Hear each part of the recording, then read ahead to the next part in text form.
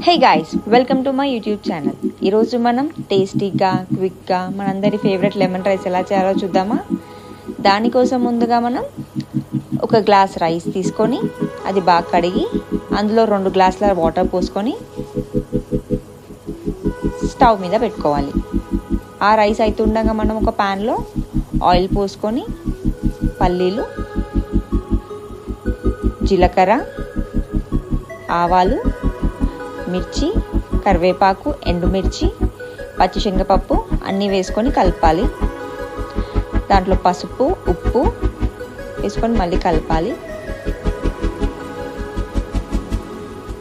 అది అయ్యాక ఒకసారి రైస్ చూడండి.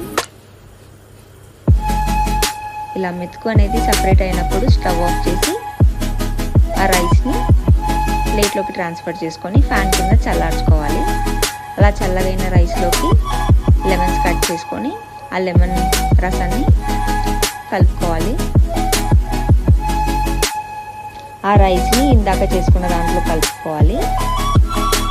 కలుపుకున్నాక ఒకసారి స్టవ్ మీద వేడి చేసుకోవాలి. ఇలా ఎంతో టేస్టీగా క్విక్గా లెమన్ రైస్ని మీరు ఈజీగా ప్రిపేర్ చేసుకోవచ్చు. ఇలాంటి వీడియోస్ చూడాలంటే మా ఛానల్కి సబ్స్క్రైబ్ చేయడం మర్చిపోకండి.